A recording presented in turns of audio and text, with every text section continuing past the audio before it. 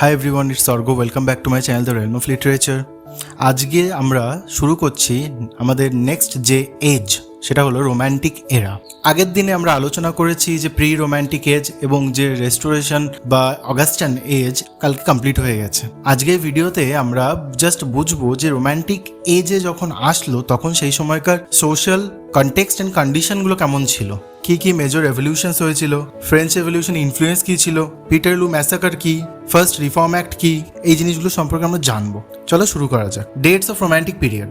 The dates of romantic period are not precise. Conventionally, it begins in 1798 with the publication of lyrical ballads by William Wordsworth and S.T. Coleridge. It ends in 1832, marked by the death of Sir Walter Scott, passing of the first Reform Bill. The period is also called the Age of Revolutions. এই পিরিয়ডটা শুরু হয়েছিল 1798 সালে, যখন থেকে lyrical ballad publish হয়েছিল। কারা publish করেছেন? William Wordsworth and S.T. Coleridge. 1832 কেন ধরা হচ্ছে এটার এন্ড? কারণ এই ইয়ারে স্যার ওয়াল্টার স্কটের ডেথ হয়েছিল এবং এই ইয়ারে ফার্স্ট যে রিফর্ম বিল সেটা এসেছিল। আর এই পিরিয়ডকে অন্য অপর কি নামে জানা হয়? Age of revolutions. এই সময় মেজর রেভলিউশন কি ছিল? First of all literary revolution, industrial revolution and political or social revolution. এবার ইন্ডাস্ট্রিয়াল রেভলিউশন কি বলছে? এই সময় ব্রিটেন যে অ্যাগ্রিকালচারাল সোসাইটি, এটা থেকে চেঞ্জ হয়ে গেছিল ইন্ডাস্ট্রিয়াল সোসাইটিতে, মানে একটা কৃষিভিত্তিক সমাজ থেকে একটা শিল্পভিত্তিক সমাজে ট্রান্সফর্ম হলো। অ্যাডাম স্মিথের লেখা দ্য ওয়েলথ অফ নেশনস এই যে ফ্রি মার্কেট এই যে আইডিয়া, এটা প্রমোট করছে। Power and wealth gradually shifted from the land owning aristocracy to the industrial and merchant classes. আগে সমস্ত পাওয়ার কাদের হাতে ছিল? যারা জমিদার বা অভিজাত তাদের হাতে। কিন্তু এখন সেই পাওয়ারটা কোথায় যাচ্ছে? কাদের হাতে যাচ্ছে? যত শিল্পপতি এবং যে বণিক বা ব্যবসা বাণিজ্য করে যারা, সেই মার্চেন্ট ক্লাসের কাছে যাচ্ছে। Rural agriculture worker became urban industrial worker. যারা আগে মাঠে কৃষিকাজ করে জীবনযাপন করতো, তারা এখন বিভিন্ন শিল্প কলকারখানায় ওয়ার্কার হিসেবে কাজ করা শুরু করলো। এর ফলে সমাজে কাদের প্রয়োজন হয়ে পড়লো কাজ করার জন্য? ওয়ার্কিং ক্লাসের প্রয়োজন হয়ে পড়লো। তাহলে ইন্ডাস্ট্রিয়াল রেভলিউশনের যে এফেক্ট সেটা কি ছিল? Rapid urbanisation, unemployment, poverty, social unrest, growth of slums, factory pollution, loss of traditional rural life, এইগুলো। এবং যে রিচ আর পুয়ারের মাঝখানে যে একটা গ্যাপ, সেই গ্যাপটা আরো বেড়ে গেল। The country increasingly became divided into two classes or nations. এই সময় দেশ দুটো সমাজে ভাগ হয়ে গেল। একটা হচ্ছে rich property or land owners, আর একটা হচ্ছে পুয়ার পিপল উইদাউট প্রপার্টি। মানে একটা ধনী যাদের কাছে প্রচুর জমি আছে, আরেক দল কারা? যে দরিদ্র, যাদের কাছে কোনো ভূমিই নেই। This idea was later described by Benjamin Disraeli as the two nations. Benjamin Disraeli কিন্তু পরে এটাকে টু নেশন হিসাবে এই যে ভাগ, এটাকে কিন্তু ব্যাখ্যা করেছেন। নেক্সট চলে আসি এনক্লোজার মুভমেন্ট। এনক্লোজার কি? ওপেন ফিল্ড আর কমিউনালি যারা ওয়ার্ক করতো, মানে সংঘবদ্ধভাবে বা ওপেন ফিল্ডে যারা কাজ করতো, তারা কিন্তু চার দেওয়ালের মধ্যে বন্দী হয়ে গেল। এনক্লোজারের ফলে কি হলো? অ্যাগ্রিকালচারাল এফিসিয়েন্সি বাড়লো, but fewer workers were needed on farms. কিন্তু ফার্মে কাজ করার জন্য ফিউয়ার ওয়ার্কারদের দরকার হলো। Many rural labourers lost their traditional means of livelihood. অনেক গ্রামের যে শ্রমিকরা, তারা তাদের ঐতিহ্যগতভাবে তারা যেমন জীবনযাপন করতো, সেটা তারা হারালো। Large numbers migrated to cities in search of work. কাজের সন্ধানে প্রচুর মানুষ গ্রাম থেকে শহরের দিকে চলে আসলো। This contributed to poverty, unemployment and urbanisation. এর ফলে কি হলো? পভার্টি, দারিদ্রতা, আনএমপ্লয়মেন্ট মানে বেকারত্ব, এবং শহরীকরণ যেটা, সেটা বাড়লো। পলিটিক্যাল রেভলিউশন কি ছিল এই সময়? আমেরিকান রেভলিউশন হয়েছিল, এটা 1776-এ, যেটা যে সময় আমেরিকা নিজে ইন্ডিপেন্ডেন্স ডিক্লেয়ার করলো। এটা কি প্রমোট করছে? ডেমোক্রেটিক ফ্রিডম আর সেলফ গভর্নমেন্ট। আর ফ্রেঞ্চ রেভলিউশন এটা শুরু হয়েছিল 1789-এ। এর ফেমাস স্লোগান কি ছিল? Liberty, equality and fraternity. The storming of Bastille became a powerful symbol of revolutionary freedom. এবং এই যে রেভলিউশনারি ফ্রিডম হয়েছিল ফ্রান্সে, এটার একটা সিম্বল কি ছিল? যে বাস্তিল দুর্গ এর ধ্বংস। এটা ব্রিটিশ ইন্টেলেকচুয়াল এবং রাইটারদের কিন্তু ভীষণ ইনফ্লুয়েন্স করেছিল। British response to French revolution. ব্রিটিশরা এই ফ্রেঞ্চ রেভলিউশনকে কেমন ভাবে দেখতো? ব্রিটিশদের মধ্যে এই ফ্রেঞ্চ রেভলিউশনকে নিয়ে তিনটে গ্রুপ ভাগ হয়ে গেছিল। এক হচ্ছে র্যাডিক্যাল ভিউ। থমাস পাইনের লেখা রাইটস অফ ম্যানে জানা যায় এই ভিউটা সম্পর্কে। এটা কি সাপোর্ট করে? এটা গ্রেটার ডেমোক্রেসিকে সাপোর্ট করে। কনজারভেটিভ ভিউ, এডমান্ড বার্কের reflection on the revolution in France, এর থেকে জানা যায় এই ভিউটা। এটা র্যাডিক্যাল যে নেচার অফ ফ্রেঞ্চ রেভলিউশন, যে ফ্রেঞ্চ রেভলিউশনের যে র্যাডিক্যাল নেচার, এটাকে অপোজ করে। এটা ট্র্যাডিশন এবং সোশ্যাল অর্ডারকে এটা ডিফেন্ড করে। Moderate or radical philosophy, William Godwin এর সাথে জড়িত ছিলেন। ইট ইনফ্লুয়েন্সড ওয়ার্ডসওয়ার্থ অ্যান্ড শেলি, এটা ওয়ার্ডসওয়ার্থ আর পিবি শেলিকে সব ইনফ্লুয়েন্স করেছিল। ইট অ্যাডভোকেটেড গ্র্যাজুয়াল সোশ্যাল চেঞ্জ, এবং এই যে সমাজে যে একটা পরিবর্তন আসছে এটা সেটাকে সাপোর্ট করে। Next decline of support for French revolution, এরপরে ফ্রেঞ্চ রেভলিউশনের যে সাপোর্টটা আগে ব্রিটেনের মধ্যে ছিল সেটা আস্তে আস্তে ডিক্লাইন হতে শুরু করলো, পতন। কেন? কারণ ওয়ার্ডসওয়ার্থ প্রথমে এই যে ফ্রেঞ্চ রেভলিউশন সম্পর্কে খুব উৎসাহিত ছিলেন। তিনি তার দ্য প্রিলিউডে তিনি লিখেছিলেন একটা line, bliss was it in that dawn to be alive. এই লাইনটা তিনি ভীষণ উৎসাহের সঙ্গে লিখেছিলেন। But later he became disappointed because the revolution became associated with violence, extremism, bloodshed, oppression, Napoleon's dictatorship. কিন্তু এই যে তিনি পরে এই ফ্রেঞ্চ রেভলিউশনের প্রতি অনাদর প্রকাশ করেছেন। কেন? কারণ এই ফ্রেঞ্চ রেভলিউশন প্রচুর পরিমাণে ভায়োলেন্ট হয়ে গেছিল। Wordsworth felt that the revolutionaries had themselves became oppressors. Wordsworth এটা মনে করছিলেন যে যারা বিপ্লবী বা রেভলিউশনিস্ট ছিলেন তারা নিজেরাই যেন কেমন যেন সমাজকে অপ্রেস বা দমন করা শুরু করলো, সেই জন্য। তারপর চলেছে Napoleonic wars. Britain fought France for much of romantic period. এই রোম্যান্টিক পিরিয়ডে কিন্তু ব্রিটেন ফ্রান্সের সঙ্গে লড়াই করেছিল। Napoleon Bonaparte eventually became empire and dictator of France. ঘটনাক্রমে যে ফ্রান্সের এম্পায়ার বা সম্রাট কে হয়েছিলেন? Napoleon was finally defeated at the battle of Waterloo in 1815। 1815 সালে নেপোলিয়ন শেষমেশ পরাস্ত হয়েছিলেন কোন যুদ্ধে? ওয়াটারলু যুদ্ধে। নেক্সট রয়েছে পিটারলু ম্যাসাকার 1819।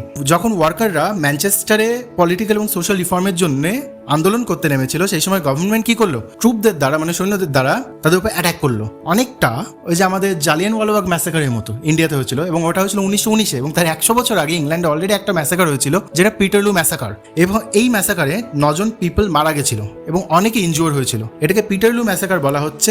কাকে ব্যঙ্গ করে? ওই সেই ওয়াটারলুর যুদ্ধকে ব্যঙ্গ করে এই নামটা দেওয়া হয়েছে। নেক্সট চলে এসে laissez faire. The dominant economic philosophy এই সময়কার কি ছিল? বেস্ট ইকোনমিক ফিলোসফি এটা ছিল লাইসেস ফেয়ার। এর মানে কি? লিভ অ্যালোন, একা থাকো, একা ছেড়ে দাও। Government avoided direct intervention in economic affairs. Government আর এই যে অর্থনৈতিক ব্যাপারে সরাসরি হস্তক্ষেপ করলো না।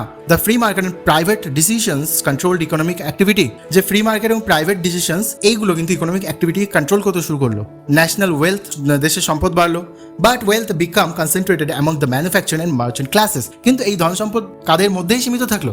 ওই যে যারা মার্চেন্ট, বণিক এবং যারা শিল্পপতি তাদের হাতে। নেক্সট হয়েছে first reform act 1832। The growing middle class demanded greater political পাওয়ার। এই সময় মিডল ক্লাসরা তাদের পলিটিক্যাল পাওয়ার চাওয়া শুরু করলো। একটা অ্যালায়েন্স হয়েছিল তাদের মধ্যে। কাদের মধ্যে? ওয়ার্কিং ক্লাস রিফর্মার, লিবারাল আর উইগ পলিটিশিয়ানস আর মিডল ক্লাস রিফর্মার, এদের মধ্যে একটা অ্যালায়েন্স তৈরি হয়েছিল, জোট। Pressure increased on Tory government. ওই সময় গভর্নমেন্ট কে ছিল? টোরি। আর আমরা জানি ইংল্যান্ডে দুটোই পার্টি ছিল, একটা উইগ আর টোরি। শাসন ক্ষমতায় ছিল টোরি, এবং এটা কিন্তু পার্লামেন্টে যে রিপ্রেজেন্টেটিভরা রয়েছে তাদের ভোটিং রাইট আরো বাড়িয়ে দিয়েছিল, এবং এর থেকে ধরা হয় ধীরে ধীরে আস্তে আস্তে ব্রিটেনে গ্রেটার ডেমোক্রেসির দিকে যাচ্ছিল। Next lyrical ballad 1798। Publication of lyrical ballad is considered the major literary landmark of the romantic period. অবশ্যই রোম্যান্টিক পিরিয়ডে একটা ল্যান্ডমার্ক ধরা হয় এই লিরিক্যাল ব্যালাডের পাবলিকেশনকে। এটা কে লিখেছেন? ওয়ার্ডসওয়ার্থ আর কোলরিজ। এবং কোলরিজ এখানে একটা বিখ্যাত কবিতা ছিল, the rime of the ancient mariners. The 1800 edition contained Wordsworth famous preface. এবং 1800 সালে যে এডিশনটা এসেছিল এখানে ওয়ার্ডসওয়ার্থের নিজের প্রিফেস সেটা ইনক্লুডেড ছিল। নেক্সট হচ্ছে ওয়ার্ডসওয়ার্থস পোয়েটিক প্রিন্সিপালস। ওয়ার্ডসওয়ার্থ যে কবিতা লিখতেন তার প্রিন্সিপালগুলো কি ছিল? এটা কমন লাইফের সঙ্গে ডিল করে, অর্ডিনারি ল্যাঙ্গুয়েজ ইউজ করে, রিয়েল ল্যাঙ্গুয়েজ অফ মেন কে রিপ্রেজেন্ট করে, এবং অর্ডিনারি এক্সপিরিয়েন্স আর ইমাজিনেশনকে এটা কম্বাইন করে। আর তাছাড়া যে পোয়েট্রিকে জনগণের কাছে আরও বেশি অ্যাক্সেসিবল বানিয়ে দেয়। এবার চলে এসে রোম্যান্টিসিজম ভার্সেস অগাস্টিন এজ। পার্থক্যটা কি ছিল? অগাস্টিন এজ কেমন ছিল? কিসের উপর? অগাস্টিন এজের বৈশিষ্ট্য ছিল reason and intellect, order and discipline, head over heart, logic and rationality, society and social order ইত্যাদি। কিন্তু রোম্যান্টিক এজ কেমন ছিল?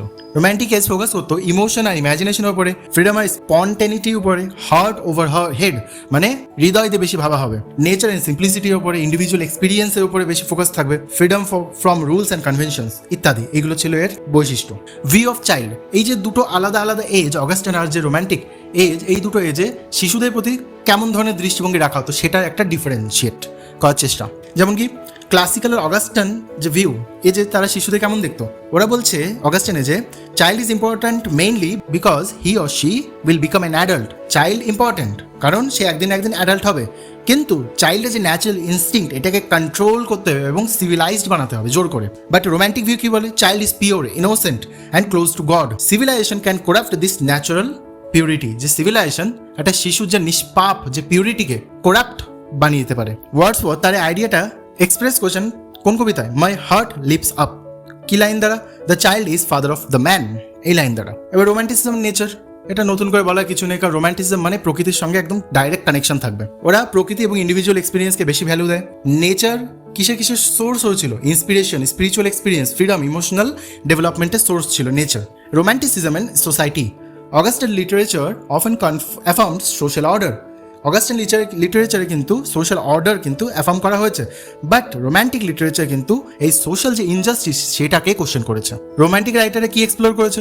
Poverty, inequality, political operation, individual freedom, social injustice ইত্যাদি। রোম্যান্টিক ল্যাঙ্গুয়েজ ফর্ম কেমন ছিল? অগাস্টিন লিটারেচার যে language form সেটা আমরা জানি, formal, ordered, balanced, symmetrical, হেরোইক couplet, এগুলো ইউজ করা হতো। বাট রোম্যান্টিক লিটারেচারে এটা মোর ফ্লেক্সিবল হয়ে গেছিলো, আরও বেশি ফ্লেক্সিবল ছিল। এভরিডে ল্যাঙ্গুয়েজ ইউজ করা হতো, ইন্ডিভিজুয়াল এক্সপিরিয়েন্সের উপর, এক্সপ্রেশনের উপর বেশি জোর ছিল। Romanticism was not a sudden revolution. অবশ্য রোম্যান্টিসিজম এক ধাক্কায় আসেনি, এটা ধীরে ধীরে 18th সেঞ্চুরি লিটারি ট্র্যাডিশন থেকে ধাপে ধাপে ডেভেলপ হয়েছে। বিভিন্ন রাইটার যেমন Thomas Gray, William Collins, William Cooper, এরা অলরেডি কিন্তু রোম্যান্টিক যে সেন্সিবিলিটি সেটা কিন্তু আগের এজে কিন্তু শো করে দিয়েছে। কিন্তু কিছু কিছু পোয়েট আছে, রোম্যান্টিক পোয়েট যেমন বাইরন, তিনি কিন্তু অগাস্টান পোয়েটিক যে মডেল তার দ্বারা কিন্তু ইনফ্লুয়েন্স ছিলেন। তো কি আইডিয়া কি ছিল? Romanticism grew out of Augustanism. Next চলেছে English versus European romanticism. English romanticism আর ইউরোপিয়ান রোম্যান্টিসিজমের মধ্যে কিন্তু কিছু পার্থক্য আছে, কারণ ইউরোপিয়ান রোম্যান্টিসিজম আরও বেশি পলিটিক্যালি র্যাডিক্যাল ছিল এবং আরও বেশি ফিলোসফিক্যালিও র্যাডিক্যাল ছিল। সেই জন্যে broad generalisation about romanticism should be avoided. যে ইংল্যান্ডের রোম্যান্টিসিজমই পুরো ইউরোপে লাগু হয়েছিল এরকম নয়, আলাদা ছিল। Individualism, industrialisation created and increasingly, ইন্ডাস্ট্রিয়ালাইজেশনের ফলে কি কি বেড়েছিল? মেকানাইজড, ইম্পার্সোনাল, রেগুলেটেড সোসাইটি, এটা বেড়েছিল। Small communities and village gradually disappeared, ছোট ছোট সমাজ যেন ভেঙে গেছে, হারিয়ে গেছে। Romantic writers reacted by giving greater importance. Romantic রাইটাররা সেই জন্য বেশি ইম্পর্টেন্স দিয়েছেন ইন্ডিভিজুয়াল কনসিয়াসনেসকে, ইন্ডিভিজুয়াল সেন্সিবিলিটিকে অ্যান্ড পার্সোনাল ফ্রিডম আর ইমাজিনেশনকে। এইভাবে রোম্যান্টিক যে লিটারি রিভলিউশন, এটা একটা পার্ট ছিল। কিসের পার্ট? একটা গ্রেটার ইন্ডিভিজুয়াল ফ্রিডম পাওয়ার দিকে যে রাস্তা, সেই রাস্তার একটা পার্ট ছিল। Major conflicts of romantic period. Romantic পিরিয়ডে মেজর কনফ্লিক্ট কি কি ছিল?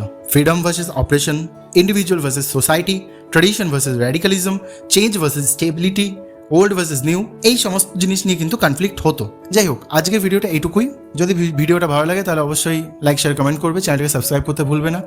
এর পরের দিনে আমরা একে একে বিভিন্ন ইম্পর্টেন্ট পোয়েট্রি, প্রজ, ড্রামা যদি থাকে সেটা দেখবো, সবই দেখবো। So stay tune for the next